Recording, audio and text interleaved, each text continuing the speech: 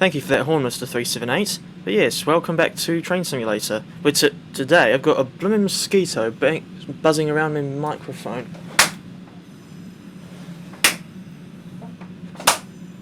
Right, that's got it. Oh, just as some 455s pull in the background. Look. Yes, that's a bit of apologies for that rocky start, but I must admit, if I'm honest, it wasn't not intentional. Anyway, today we are currently at Crystal Palace Station in South London, and indeed we're going to be driving the Class 378 again on a stopping service as far as Surrey Quays, because for whatever reason Dovetail decided not to bother with making the entire East London line as even just as an extension to the South London network route.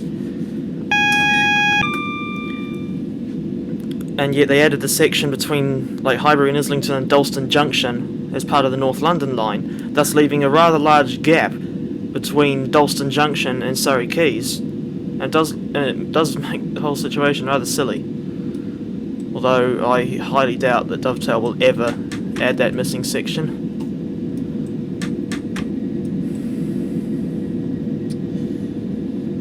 Right, not long to go, but yeah, this is like the previous time I drove the 378. This is actually a scenario that I've made myself. Although for whatever reason, this time around the game was occasionally crashing as I placed certain trains down on the line, and quite frankly, it didn't make a lick of sense, because the last time I tried making that scenario with the 378, it didn't actually crash at all, and yet this time around the game crashed like 4 times, which is certainly very annoying. And the fact that I've managed to get it actually finished to the point where I can easily test it is somewhat remarkable, because it really does annoy me when this thing crashes, especially since I'm using the 64-bit version, and as I always do, and yet it still crashes sometimes. And I thought the whole point of this game going to 64-bit was so that it wouldn't get anywhere near as many out-of-memory crashes, or that sort of thing.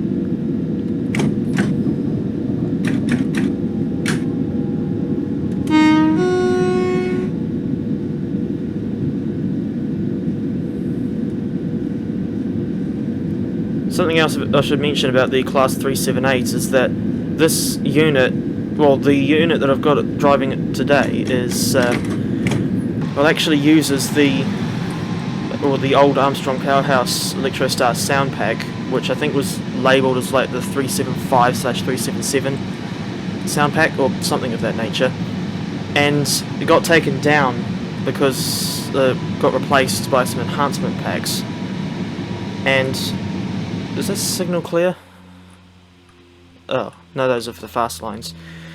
So yeah, this old Electrostar sound pack that they made was also applicable to the 378, and I think it's somewhat stupid that that the old sound pack got taken down. I mean, if anything, it could have just been rebranded as a sound pack for the 378. Especially when you consider that the default sounds for the Electrostars in Train Simulator are, quite frankly, awful. And the 378 just reused the same old 377 sounds that were originally present in the London to Brighton route.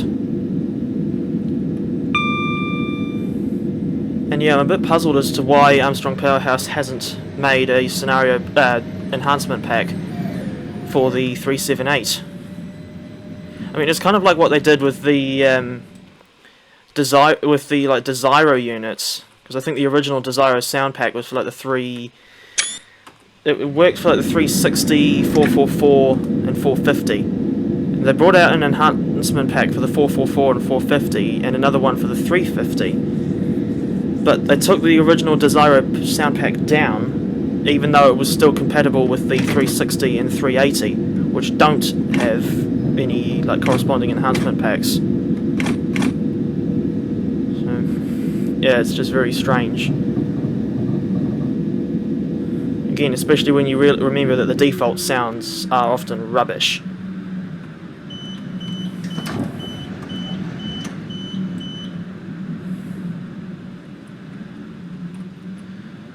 But, well, what I'm saying is, I can imagine it being a bit someone who was never able to get the original sound packs being quite annoyed over the fact that they haven't brought, or the AP haven't done enhancement packs for these certain units, despite the fact that they took down the the sound packs that were compatible, or for which they were compatible. Because then they're essentially just stuck with using the default sounds. Hello, speaking of another train with horrible default sounds, here comes the Class 700. That's another one that has got an AP enhancement pack. And if anything, and I'll tell you what, the whilst I don't like how expensive the enhancement packs are getting, I do still, at the very least, they do still massively improve the experience of driving the Class 700.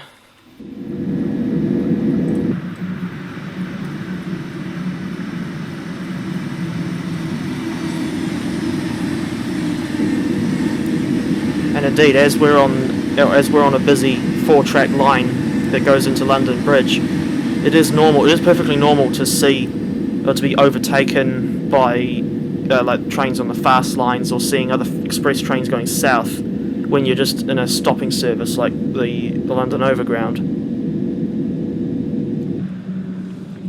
And something I was thinking of as I was actually setting up the trains for this scenario is that as time goes on, I might occasionally revisit the South London network to make some more scenarios and what have you, but I would try to avoid covering the area around London Bridge, because one of the many problems with this route is that it's set so far back in time that the rendition of London Bridge that appears on this route is now severely outdated. Because I believe there was actually some, what was it? Some flyover or other major alterations to the track layout between London Bridge and New Cross Gate that has made it quite different to how it is depicted on this route. Indeed, I think it's set in about 2012 maybe, and the rolling stock that comes with it is just the Dovetail's quite frankly awful rendition of the Class 456 and what Maverick Hunter Daniel described as a 377 reskin. It was labelled as a Class 375, but the model was never changed to reflect the detailed, or to represent the detailed differences between the 375 and the 377. If I'm not mistaken, the 375s don't have... Wait, hold on. If I can show it. What side is it? There. You see this little hump here almost on the side of the thing, on the side of the train. There's another 700. Just above that door, or just above this window, that is a housing for a camera, and it's like one of those. It's sort of like a CCTV camera, I believe. The 375s don't have those, but the 377s do.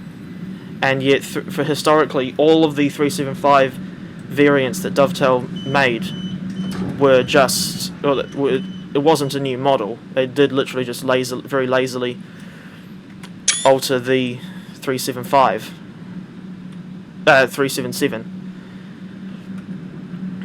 And I think it wasn't until the first Chatham Mainline route in 2016 where they actually did bother to at the very least get rid of the camera model to make it look just that little bit more like a 375, even though the headlights were still wrong. And I think it wasn't until Armstrong Powerhouse made their first Electrostar enhancement pack that we finally got aesthetically a proper, accurate rendition of the Class 375. And actually, speaking of Electrostars, whilst we do have the vast majority of them in the game, I think there's at least 2 classes from that family that have never been made for TS, and that they would be the 357 and 376.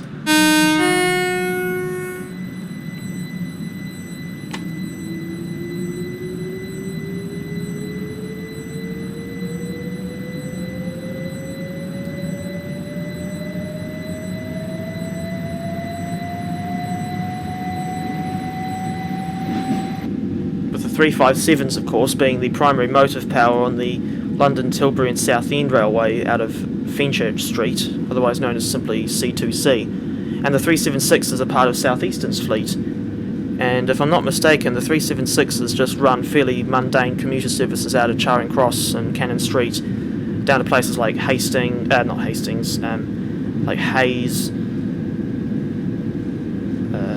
possibly Orpington. I think they, at least, whatever service is the one that goes through Catford Bridge, I think the 376s run on that line. But the problem is that a lot of those southeastern commuter lines that you would get out of Cannon Street or Charing Cross are not in Train Simulator, and I'm thinking that might be why we've never got a 376 in the game. Although, knowing Dovetail, if they were to make a 376, they would probably royally screw it up, just like what I've done with braking far too late. Although, by the looks of it, we might just make it. It's a convenient stopping point because you can see the station sign with the roundel. The other thing with the 376, if memory serves, is that it is model-wise, it looks very different from a standard 375 or 377. Hello, there's another 700. And, I mean, they kind of have these sort of recessed sliding doors, kind of like the 378. And it's not like, well, yeah, you can see it's a similar door layout on the 700. They're going a bit slower than I thought they would. Oh, that's, I think that's just an 8-car unit. You get the 700s in 8 and 12-car formations. Whereas the 378s, they originally started out as just 3-car units, about 2009. And I think over time, and presumably due to try and combat overcrowding, they were initially extended to 4 cars and later 5. And as far as I know, they can't be, now these days, they can't be any longer than 5 coaches without a lot of time, money and effort spent on extending the platforms. And I'm guessing that TfL or Network Rail or whoever's in charge of extending platforms wouldn't have the time, or they'd probably be put off just by the cost of it. But regardless, another thing about the 378s is that you technically get them in 2 subclasses. The unit that we're driving today, which is number 378138, is obviously one of the 378/1 units. And what that means is that these units can only run on the 750 volt DC third rail. Indeed, you can see in this middle coach, or what is now the middle coach, that there is a provision in the roof to install a pantograph if it's ever needed, but because it's only designed to run on third rail, it doesn't need the pantograph. You get this sort of thing on like the third rail only versions of the 375 and 377, and I guess even the 444s and 450s, where it's like, again, the provision of this recession in the roof to allow for a possible installation of a pantograph if it's ever necessary. You certainly didn't get that sort of future-proofing on the older EMUs like the Class 421. But I guess they wouldn't have thought of those sorts of future provisions back then. Although I'd hate to think, I can imagine it would be very weird to see something like a Class 421 4 SIG running on overhead wires. Well, not literally on top of the wires, because they would all fall down and crumple to pieces. Whatever this noise is in the cab is somewhat grating.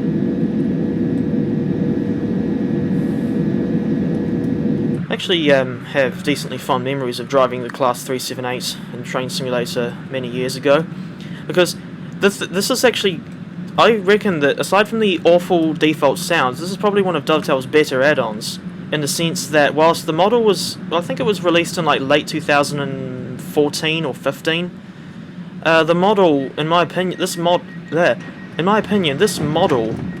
has aged quite well. Like, this could easily pass as something that came out like a year or two ago.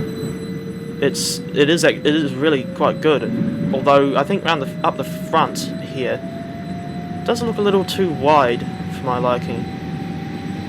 And I think Dovetail ended up repeating that same mistake when they made the Class 323 as part of that Cross City Line pack, which I think is one of the worst things Dovetail have made in recent times. And yes, whilst that aforementioned Armstrong Powerhouse 375/377 sound pack sadly isn't available anymore, at the very least you can still get the base 378, which was and still is available on Steam, and that is not a Peter Gabriel reference, I might add. Alright, the station we're pulling into is New Cross Gate, which confusingly has a very similar name to the nearby New Cross, except I think New Cross is only a terminus for the Overground, and the only national rail services that stop there are Southeastern, or are operated by Southeastern. So you'd probably get like 376s and 465s stopping there, as well as the 378s. Indeed, since we're on technically a part of the Brighton main line, we've got the other national rail service that stops here is Southern, which I've represented one of their services with these 455s. And I should add that this is not the default Southern 455/8. It's the version from this AP's second 455 enhancement pack. Actually, I'll try to get a screenshot with the 455 and 378 in the same frame. There we go. Yeah, the other day I made another scenario, or a different scenario, featuring the 455s, but it was actually the Southwest Trains, ex-Southwest Trains variant, I should say. And also, that ding you just heard is meant to be like the guard's buzzer, I think. But that is not necessarily realistic for the 378, because these units are driver-only operated, and they always have been. So yeah, just ignore that guard's buzzer. I think if you heard that whilst driving like the 377 or 375, you would probably have to, I think it's like you press the C or N key to respond. I always get the two confused. Indeed, on this unit's case, the C activates the depot whistle. Thus, and speaking of depots, there's one right there. I think this new depot for where the 378s are stabled, it would have been built when, like during that period when the East London line was shut for upgrades and conversion to the conversion and integration into part of the London Overground. And I think I've put down the wrong. I think I've slightly screwed up here. Put down the wrong variant of 171. That's obviously on a service coming in from Uckfield. And when I say I accidentally put down the wrong variant of 171, I forgot that the variants with those units that have the smaller headlights are like ex-ScotRail, or like converted from old ScotRail Class 170s, and the units that the original 171s that Southern have always used, they have the larger headlights.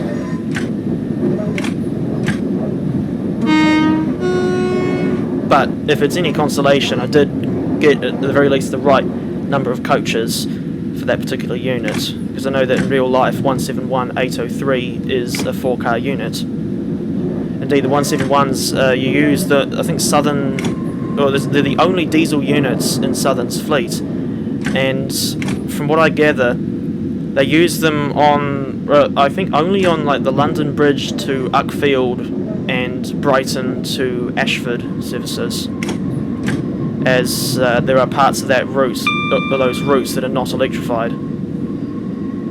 I think in the case of the service to Uckfield, the line, that actually follows the Brighton main line as far as South Croydon, and then branches off to follow the same route as the trains that go to East Grinstead, but I believe the 171s branch off at like Oxted. Then they call it like Edenbridge.